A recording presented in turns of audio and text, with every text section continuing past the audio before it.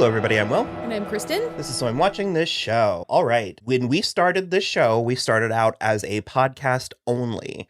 And we have about probably like 300 and some. We have almost 400 episodes. Yeah. We have like 300 episodes that are audio only. Oh, yes. Yeah. And we started doing a video about midway through our fourth year.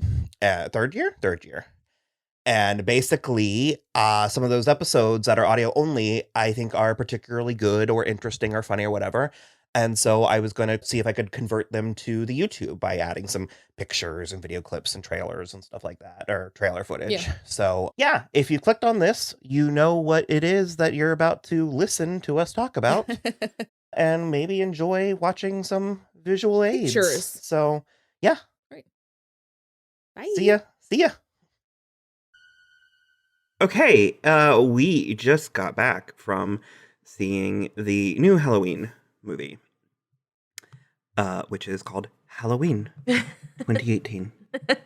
It's not called Halloween 2018, but that is how you differentiate, because we're getting lazy. Back in the day, they used to like compound and subtitle and like colons. Yeah. But I don't feel like we've had a good colon since the Pirates of the Caribbean movies. Those aren't even that good. They just remake or sequel them with the same name. Yeah. So you have to, you just start saying Halloween 78 right. or Halloween, which is fine. So this one functions as a direct sequel to the first one. And he was not her brother in this one. Yeah. He was? I thought they said that was just mythos. I thought in the movie they said that was just. I think they weren't. I mean, he is her brother, so I don't know why. Well, they didn't say it in the first movie, and they didn't say it in this one, so they undid that. I guess that's something I don't like. He's her brother. So there's a baby at the beginning of the first one. She's the baby. Oh. Well, based on the two movies I saw, he ain't her brother. He is. Agree to disagree. He is and he isn't, dude. I need to pull that soundbite because I keep saying, believe in me. So the synopsis on the IMDb just says, Laurie Strode comes to her final confrontation with Michael Myers, the masked figure who has haunted her since she narrowly escaped his killing spree on Halloween night 4 decades ago. Something that I find interesting about the two movies in this series I've seen, is that he's just a killer. There's not really, a motive, or because even the brother thing, it starts adding whys.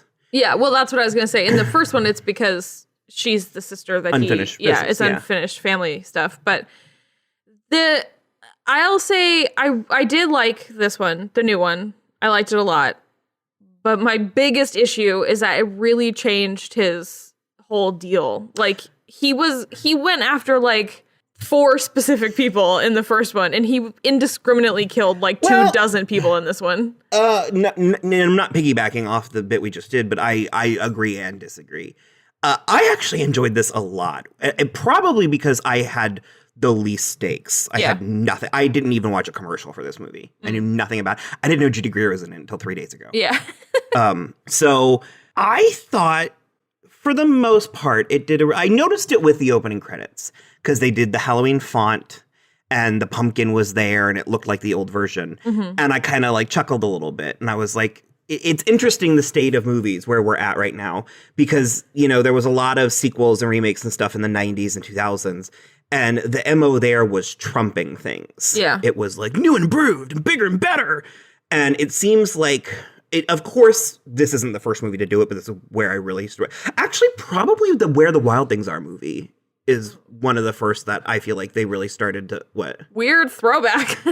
Well, they started embracing the new and old. Oh, okay. Because the movie I was going to actually say was The Force Awakens. They took full advantage of all the benefits of the modern technology, but it really had a lot of throwback stuff in it, in a way that it felt both timeless and modern, and it's really nice. I think this one grappled with that. I don't know that it stuck the landing completely. I fully agree. He was, because where I said that I disagreed is I would argue he was killing indiscriminately in the first one, because he was going after her friends. I mean, to get to her is my only excuse there. A thing with the friends in the first one is I found them to be wholly unremarkable in the first movie, where almost everybody in this movie I really liked. Yeah. And So I like her friend, Virginia Gardner. I like her from Runaways. And then Virginia Gardner's boyfriend was from Blockers, and he was the one that was cooking all the drugs into all the food. And so we both really liked both of them, and they just... Well, before I get there, I was going to say that this is the part where I completely agree that he was just sort of walking around killing, like just walking into people's houses and killing. Yeah. Part of it worked for me because there were the two podcasters, which Will had made a comment in the car about, like, it felt tacked on. Yeah. And I thought it felt more like commentary.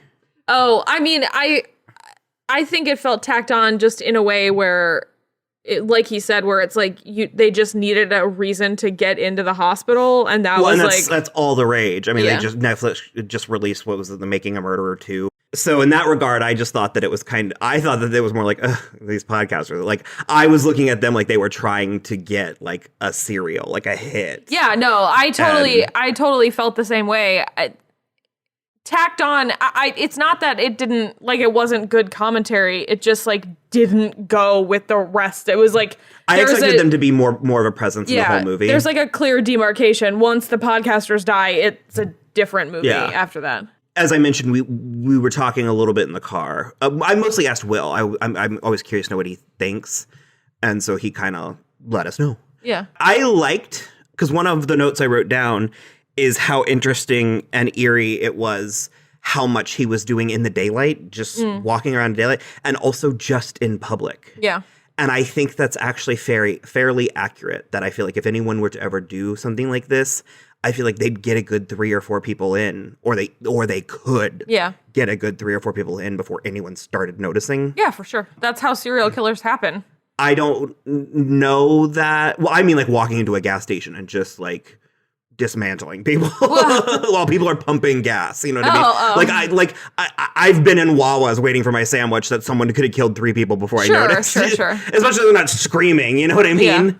Because we get so in our own worlds. But I enjoyed it in that it was kind of fun and thrilling, but it did feel a little gratuitous. I think I would have preferred maybe, because Will made a comment that he just got the mask out of the trunk. Yeah. I maybe think I would have preferred if he just killed the podcasters.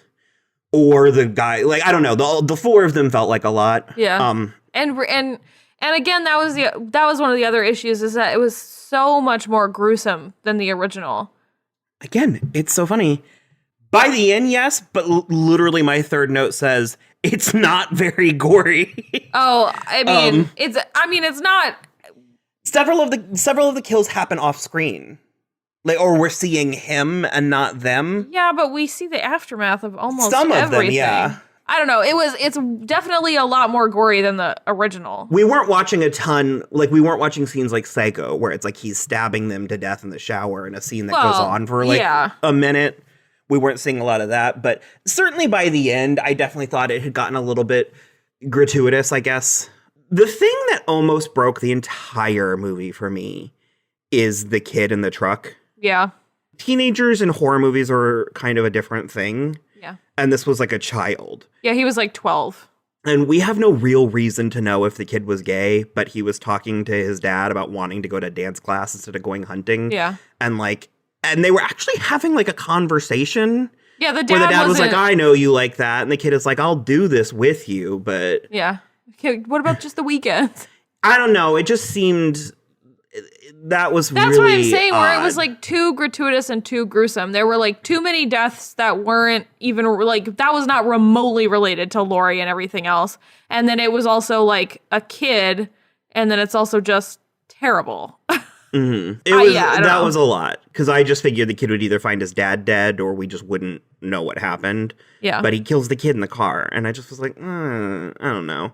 And the 2 women that he killed. Now, the thing is, the 2 women, just the like, I want to say strangers, but I mean, they are strangers. But he walks into 2 houses and kills 2 women, presumably for sport. Yeah, again, indiscriminately. And that was a little weird. But what I did like about it is how he was, again, doing all this. The streets are full of people. Yeah, it's Halloween night. And he walks out and there's like a woman in like a sexy nurse's costume. And you can see him thinking about it. Yeah. Like, she looks at him. And part of me expected him to just walk up and start killing her too. Yeah. And it's like stuff like that is so creepy, because I would feel safe in a crowd full of people, you know? Well, that was one of the first things I wrote down, and when they first showed Lori's house out in the woods, I was like, oh, that's the opposite of what I would do. Like, I would move to Manhattan. Oh. So I would never be alone. Well, maybe in the middle of nowhere, sure, but wow, we are having different viewing experiences. Because I said it's nice to see a final girl actually take things seriously for once. Well, again, so I liked her. I liked her level of preparedness. Yeah. But like, don't think I'd ever be able to be alone. I wouldn't isolate. Again, no. yeah.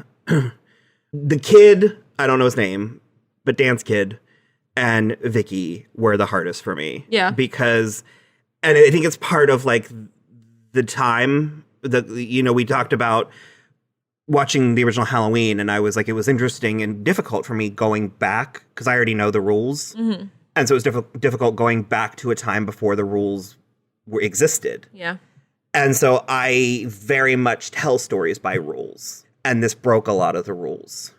So all of the kids, I mean, there was like a shitty boyfriend, but most of the kids in this movie seemed, I'll say good. They seemed pretty savvy. Yeah, and Vicky and the rapport she had with the little boy she was babysitting was so funny. And so, did he kill that kid too? No, I think he got away. She was shouting "run" while he was still killing her. So I think he got out. I really believed she was going to get away. I really did. Yeah, because she was just so good with him, and again, she was really clever.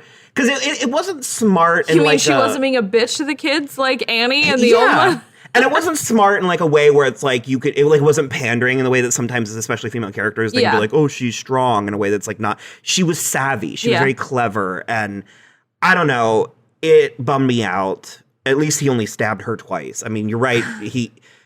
Because Will said he was too much in this one. Will was like, in the first one, he puts the tombstone on the bed. There's like that. But he was like, other than that, it's not just tableaus everywhere. No, yeah, he's a messy bitch now. He had a lot of time. I don't know, maybe that like strangely like aesthetic courtyard. Yeah, the weird red and white checkerboard courtyard. Maybe that did a number on him. I said in this one, he was targeting exclusively likable people. Oh yeah, for sure. Because like everybody that I liked, I was like, oh. And I mean, he didn't kill a single like rude person. The only one you could argue who was like not, who like shouldn't have made it was Judy Greer's husband. Yeah. Because he was a fucking dummy. Yeah. Well, the other kid, because her boyfriend's name was Cameron. Well, we have Vicky. Vicky's already dead, so the other girl, Allison. Vicky and Allison were really the two girls that we got a sense for. So Lori's daughter is Karen, as played by Judy Greer. Amazing. And Karen's daughter is Allison. So we're kind of, in particular, watching Allison and Lori, but to a lesser extent Karen, we're kind of watching three generations of women deal with this thing. And that I thought was really interesting. Same. Is what I started to say is because Allison's boyfriend was kind of a chode. Mm-hmm. It's been a minute since I heard that word. He might have been fine. I mean, their Halloween thing was kind of cute, and he might have just been a little bit of a tool bag. Well, he was like drinking, and then another girl kissed him. Some fucking tiger slut. I shouldn't say that. I don't mean to slut shame. He clearly was. Her tits were everywhere. And so the boyfriend had a friend who I just called him Hello, M'lady. That's so good. From the first scene, I was like, so good. Boy Barb has got to go. Boy Barb. If you ever used to watch Inside Amy Schumer, that my absolute favorite skit they ever did was one called Hello, M'lady, and we'll link it in the show notes. But it is, needless to say, it's like a dating app for when you want like a nice guy that's just going to make you feel bad about yourself. It's like the friend zone. Hilarious. Yeah, it like specializes in friend zone dudes. I liked this movie. I did. I liked the range of, we had a cast of characters for a 2-hour movie. And the range in ages. A lot of times this is a big bad killer coming after sexy teenagers. Yeah. And we got some teenagers. We got some middle-aged people. We got some older people. I just found it so thrilling. We are living in, I don't know what to say, a post-something world. We're living in a world of Robin Wright's Antiope and Carrie Fisher's General Leah. Mm-hmm. And it's like where we're not only are women kicking ass and taking names, but they're allowed to be, and they're all three of these women are like, Jamie Lee Curtis is still a beautiful woman. Sure, but she was in shape, But they're allowed to be the age they are. And frankly, I mean, Lori wasn't a glamorous. I mean, she had long hair. Yeah. But it was like, because there was that one still of Jamie Lee Curtis before they started filming where she is full Jamie Lee glamour. Yeah. And Michael standing behind her. And then I remember seeing the picture of Lori and I was like, this is a woman who has been rode hard and put away wet by one event. Yep. And I really appreciated it. And she was a little bit annoying, to be honest. Yeah, for sure. Especially in the middle there. When she interrupts that dinner and then just starts weeping at the end of the table. Well, and that I understood, but just the way that she was like running through the town screaming like a mad lady, it was a bit much. I mean, on the one hand, you're like, what would you do if this happened to you when you were 17? Would you be any better? But I'm a little bit worried. I'm going to do a tiny rant. I'm kind of bummed because I've come to the realization that all the things about me that I used to think made me unique don't. I'm just gay. And it's really sad because I've been really creeping on gay Twitter for the last year. And it's just, it's me a dime a dozen. Drop Dead Gorgeous, Judy Greer stan, loves mermaids, Jennifer's Body, Miss White from Clue. Like, it's just like... Okay, I want to present you with a counter argument, which is that you have liked all of those things since childhood. But I think... since they came out. I think a lot of these people are coming to them now. That makes me feel better. Thank you. I mean...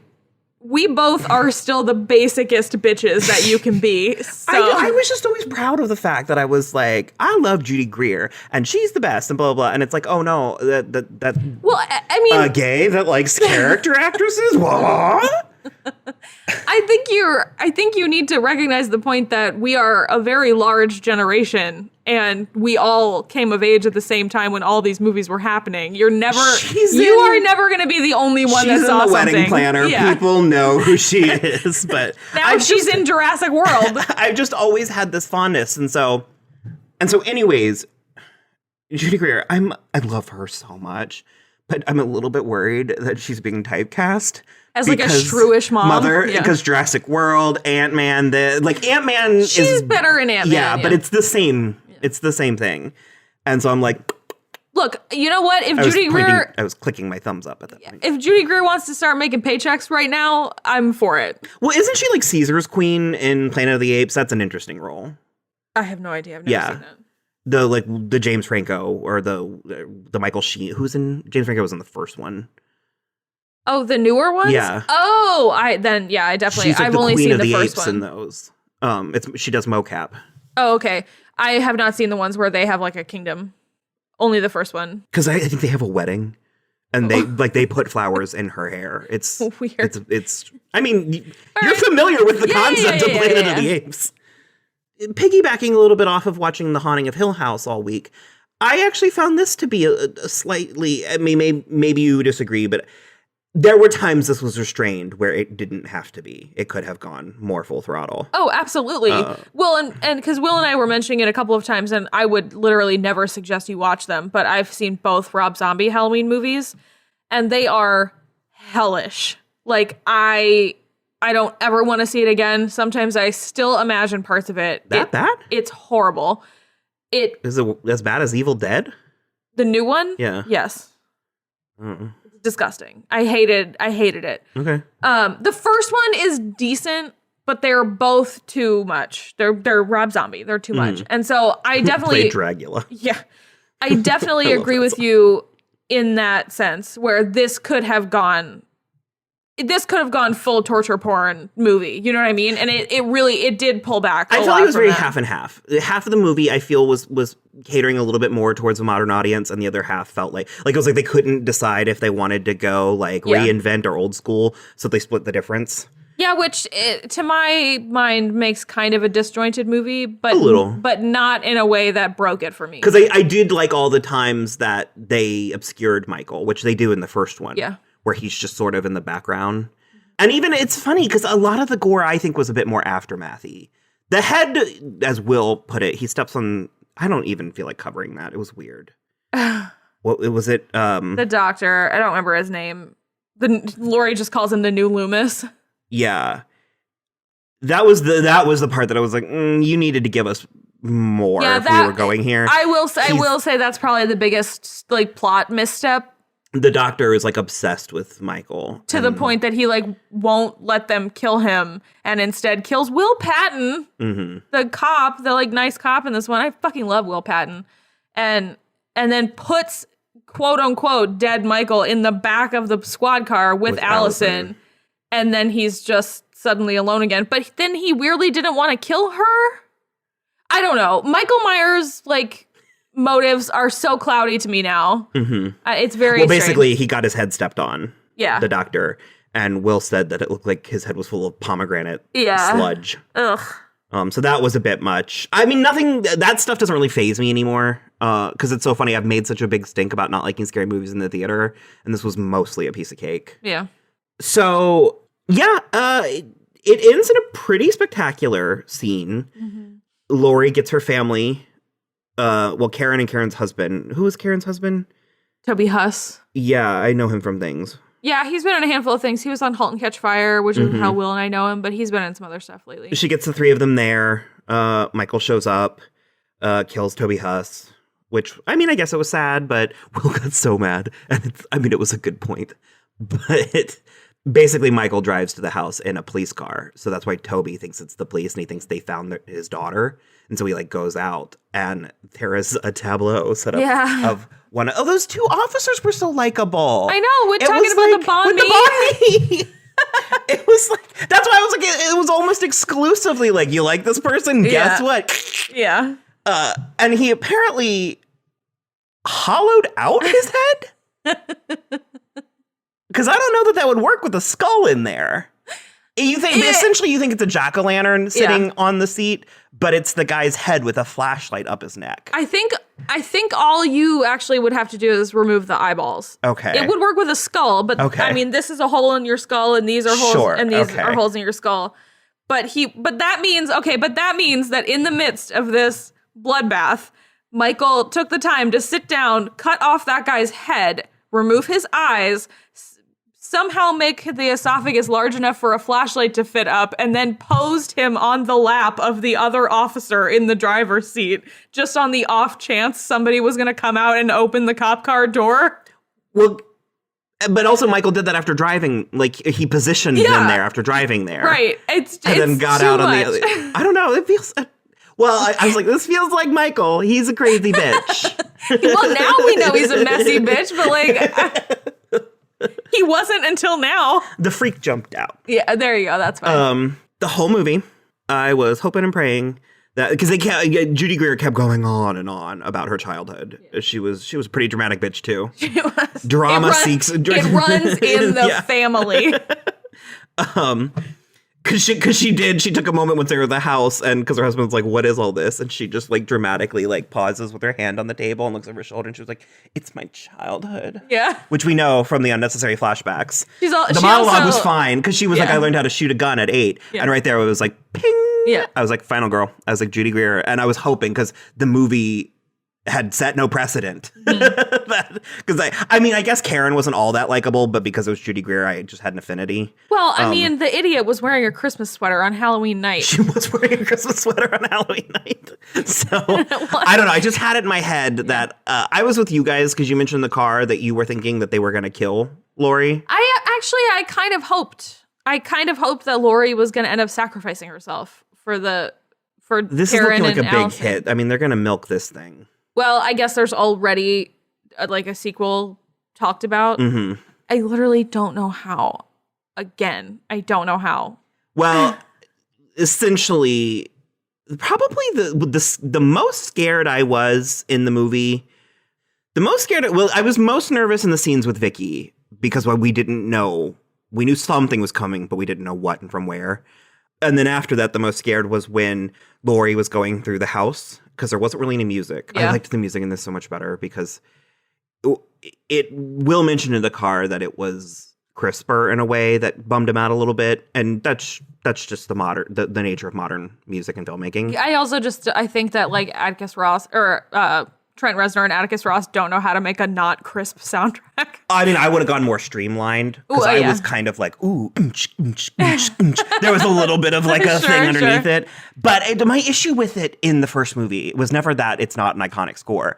It was that they did it like 150 times and the sound mix didn't fit with the audio. And it just like... It was a lot more chill and like placed well, I think, in this one. Where even though, I mean, I love the score in the old one, but I know what you mean. And stuff like that, like sound mixing has come a long way in the last 40 years. So she goes through the house trying to find Michael, and it's quiet for what felt like minutes. I mean, maybe it wasn't. I think like 5. Between and she had this really great setup.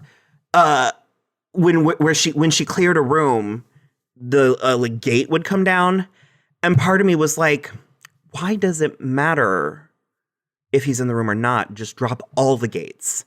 Because if he's in a room, then he's trapped.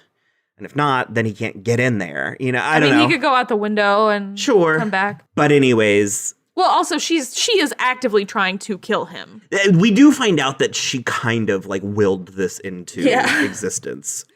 In that case, fucking bitch move. Like, because you left a wake. Yikes. But she got thrown out a window, and they recreated the scene from the first movie with him, where he looked over the railing and she wasn't there. And then he went after Judy Greer, and the daughter is there by this point. Yeah, she gets in and she gets under it's like the kitchen island moves, and there's we had a bit of a little bit, not a ton, but a little bit of a rowdy audience. That was fun. We did. It was actually a lot of fun. It was fun. They didn't overdo it. And actually, when the daughter showed up, everybody just started laughing. Yeah. Because it was such bad timing. Yeah. Because Michael's already in the house, and Laurie is like thrown out the window, dead on the ground, and so she gets down in the like bunker. Yeah, the bunker with Karen, her mom, and it just like I was waiting, and Karen was behaving pretty worthlessly the whole time. Yeah. And finally, we're at a point where he's flipped the island and he's coming down. And Karen's kind of freaking out, and then the camera zooms in on her gun that she learned how to shoot when she was 8. Yep. Which we know. And she grabs it, and the audience was kind of like hooting and hollering, like getting like, woo! Yeah. And she's still kind of freaking out, and she's like, I can't do it. And I was buying it. I really was buying it. I was buying it too. I was buying it for a minute. And then the second, when she starts freaking out, he starts to come down the stairs, and she just goes bullseye. Yep. And she just goes steely and shoots him. And then Laurie is behind him and shoots him too. Yep. Do they both shoot him? Yeah. And then Laurie starts stabbing him, and he falls down the stairs. They throw him down there. And because Karen kept referring to it as a cage. And then finally, when her daughter was there, once everything was going, Karen was like, it's not a cage, it's a trap. And so bars go up, and they burn the whole place to the ground. Yeah. Awesome. We didn't see him die. It was pretty great. But he's burned to cinders. Well, you're the one that told me they cut his head off in one movie, and it didn't stick. Those don't count anymore. There was a moment where they run out, and they chase down a car, these 3 women, and I was like waiting for it to be like Freddy or Jason or something. And I said the same thing. You leaned over and you were like, what is it, Jason riding the car? And I was like, I was going to say the same. That would honestly be fun if instead of like having to reopen the Halloween franchise, we just did like kind of 3 in a row. Yeah, and sure. Like the sequel was going to the next one. Yeah. Although I guess, I don't know. I never watched any of these. So is there a final girl in Friday the 13th or Nightmare? Like the way that Jamie Lee Curtis did? Probably not. Well, kind of in Friday the 13th. I don't know how those keep playing out, though. I've only seen the first one. And I actually don't remember in Nightmare on Elm Street if there is a final. I think there is a final girl in that, too, but I'm not 100%. She probably is no Jamie Lee Curtis. No, none of them are.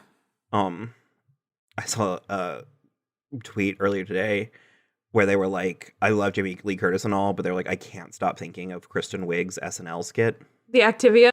She just, because, okay, poop is funny. It's just universally funny. It depends on how you can do it. Yeah. And she's eating the Activia, and she just stops mid-sentence, and she's like, and just makes this face, and they're like, are you okay? And she's like, So, I don't think I have any more notes. Do you have anything else that you wanted to? No, I think we hit everything. I mean, I liked the score. I liked the cast. I liked the story that it told. I had a couple issues, but none of them broke the movie for me. I definitely recommend it. So yeah, I guess we will see you later. Well, as always, you can follow us on Twitter at soimwatching, Instagram at soimwatchingthisshow, and we are on Patreon. Links are all on our website, soimwatching.com. Okay. And don't forget to rate, review, and subscribe on iTunes or wherever